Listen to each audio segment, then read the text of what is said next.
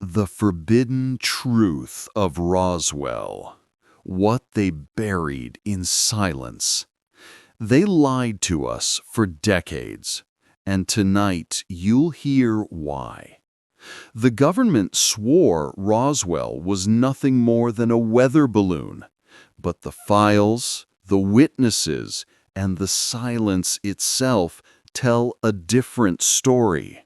What crashed in 1947 wasn't human, and someone has spent nearly 80 years making sure you never know the truth.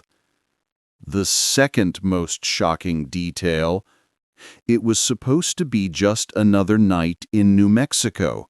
Quiet desert, empty sky. But then the sound came, like metal tearing through the heavens. By morning, rancher Mac Brazel found something that should not have existed. Wreckage that bent but would not break, metal that folded like paper but returned to its perfect form. And etched into the shards, symbols, delicate, otherworldly characters that no one in Roswell, no scientist, no linguist could explain. He showed them to the sheriff, to neighbors, and each person whispered the same words: "This isn't ours." But wait until you hear who was the first to arrive at the crash site. The most explosive revelation: the U.S. military descended on Roswell like vultures. Trucks rolled in, soldiers swarmed the fields, cameras snapped photographs that would never see the light of day. And Major Jesse Marcel, an intelligence officer, handled the wreckage himself. His son later swore he held the pieces in his own hands. And yet, by the time the story hit the press, the truth had already been erased.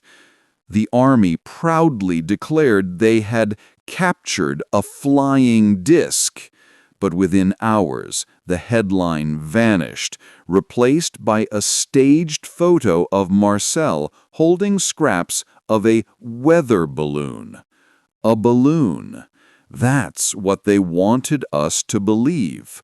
A confidential Air Force transcript leaked decades later reads, "Material transferred to Wright Field, classified above top secret, immediate suppression necessary."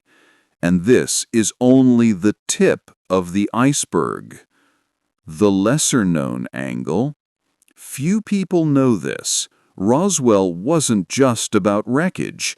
There were whispers, strange, chilling whispers, that something else was recovered.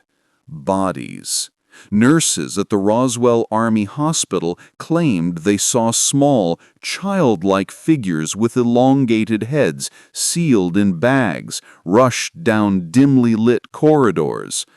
One nurse sketched them before she vanished from the base.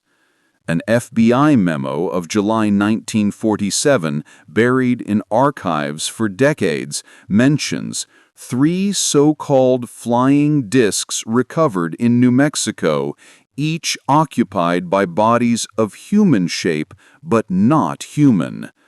Tell me, does that sound like a balloon? This is the moment everything unravels. Fallout and future dread. What followed was silence. Files disappeared. Witnesses changed their stories overnight.